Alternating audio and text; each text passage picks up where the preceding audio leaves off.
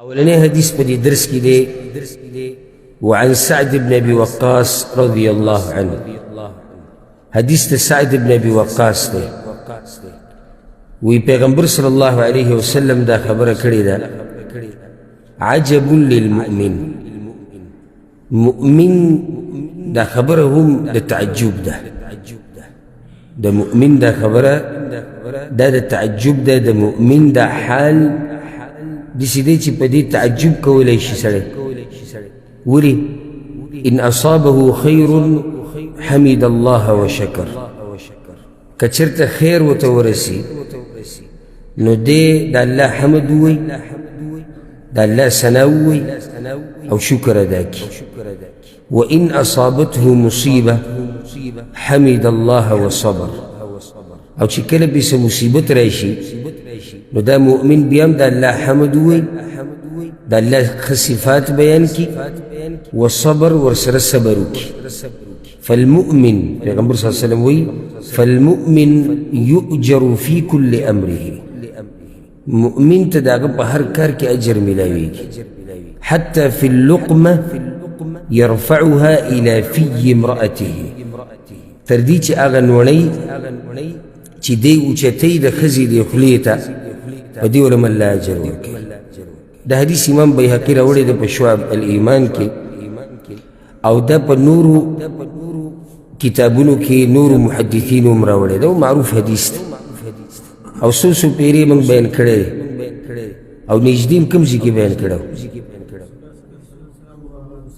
پیغمبر صلی الله علیه وسلم په کومو خبرو مسکی شوی دی او په کومو خبرو یې خندلي دي. نو یو پکې موږ دا ځای ذکر کړو چې پیغمبر صلی الله علیه وسلم چې کله مسکی شو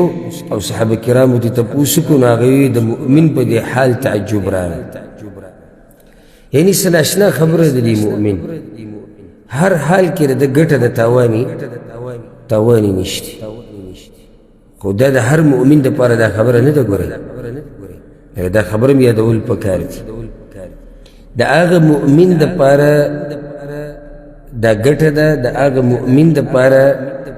اجر دی چې دغه دغه حالي کم چې د حدیث کې بیان شوی دی. حال ته ګوره چې کله دی مؤمن له الله څخه خیر ورکو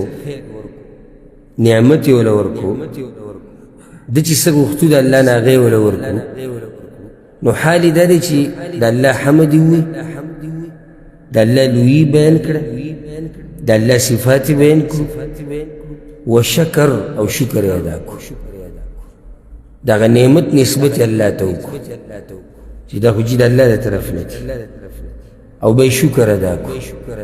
دا د مؤمن حال دی د نعمت په وخت کې. او دا مسله ما مخکې ذکر کړې وه تاسو ته چې شکر ادا کول دا په دریو طریقو سره. شکر ادا کول په ژبه په زړه او په اندامونو. موږ باندې لازم دي د هر نعمت په باره کې چې موږ به شکر ادا کوو د الله په دغه نعمت کې په دې دریو طریقو سره. شکر د الله په ژبه دا خو واضح دی چې انسان په ژبه باندې اقرار وکړي چې دا نعمت مال الله راکړی دی او الله ته نسبت وکړي. دویم شکر ادا کول په زړه سره. هغه داسې چې په زړه کې د دا خبره یي چې دا څه چې د الله طرف نه دي دې کې زما څه کمال نشته. دا خو الله راکړي دی چې الله یې نه راکوي څوک یې نشي راکوي. او دا ځای په ځای موږ په دې اذکارو کې هم وایو اللهم لا مانع لما أعطيت ولا معطي لما منعت. دې څه معنی ده؟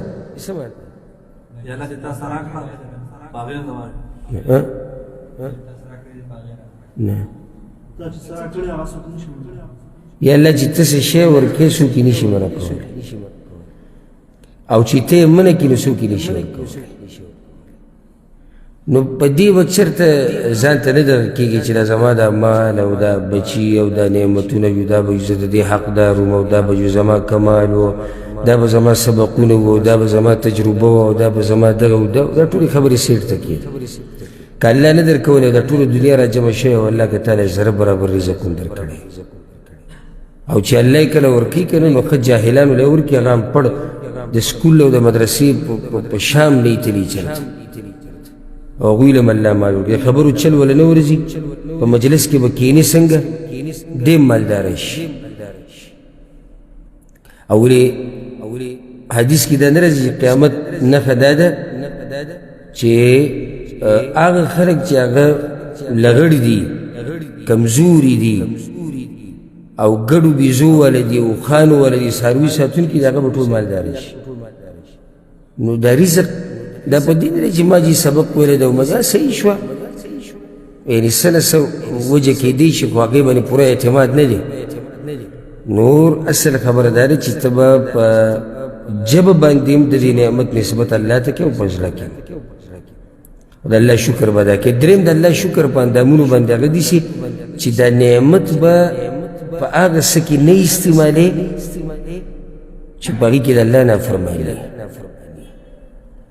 دې ته وایي شکر د الله په اندامونو باندې یعنې اوس تاله الله دا لاسونه در کړي دي او ته د دې لاسونو شکر ادا کول غواړې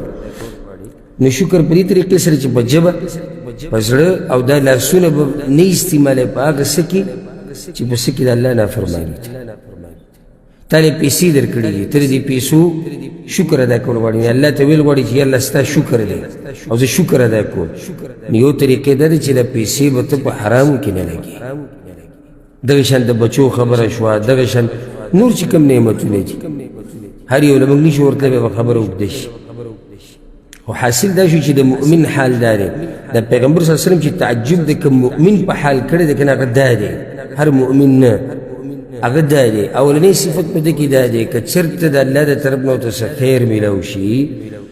نو دی د الله حمد وی او د الله شکر ادا کوي دویم که چېرته مصیبت ورته ورسي بیا هم د الله حمد وی الله د حمد او د اوچتو صفاتو لایق دی که موږ ته یو نعمت راکوي او که په موږ باندې مصیبت او امتحان راولي ځکه چې دا حمد څه ته وایي د الله ښه صفات بیانول اوس دا ښه صفات بیانول په مقابله د دې کې نه دي چې تا له یو نعمت درکړی نه اوس که الله یو سړي له بچي ورکوي او که نه ورکوي خو دی به د الله اوچت شان او صفات بیانوي په دې به د الله حمد نه بیانوي چې الله له بچي ورکړي دي الله که زموږ مال پراخه کوي او که نه پراخه کوي که رزق راکوي پراخه او که نه راکوي پراخه الله که زموږ بیماریانې ختموي او که نه ختموي الله که زموږ نه مصیبت لرې کوي او که نه لرې کوي الله که موږ له دغه پلانې او علانې نعمت راکوي او که نه راکوي الله د حمد او د ثنا لایق دی